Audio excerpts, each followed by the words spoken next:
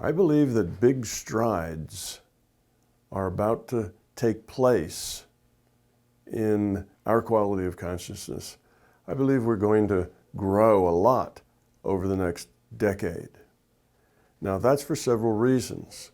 One of those reasons is that the physicists are getting more and more positive toward this reality being a virtual reality.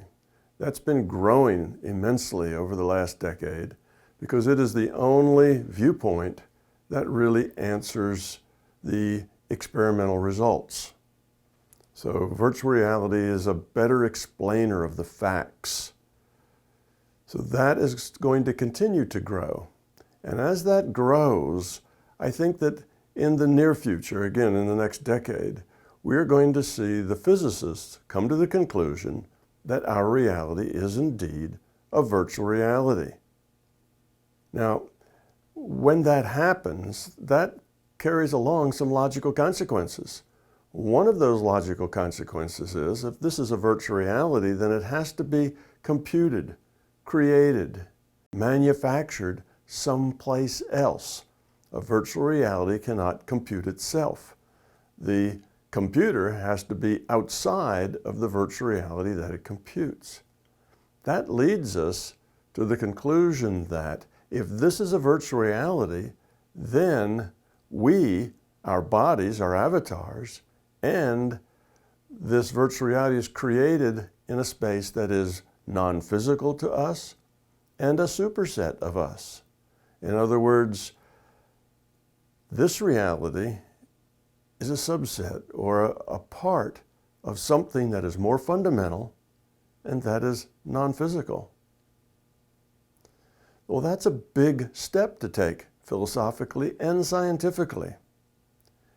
I have done some experiments that will help provide evidence for this big step, for this conclusion, that will help scientists come to that conclusion, because if these experiments work out the way that I have predicted, there will be no other conclusion that's rational except that this is a virtual reality. Well, when that happens, it's going to be a worldwide event. And because we have the internet, this information will travel far and wide very quickly. We now all live on internet time, which means things happen socially, intellectually, sociologically, much more quickly than what they used to. So in a decade, we could find ourselves with a whole new understanding of the nature of our reality. All the answers to the big questions will be answered. Why are we here? What's our purpose? What's the point? What sort of reality is this? See, what's the significance? What should we be doing here? What's important and what's not? Where does morality come from?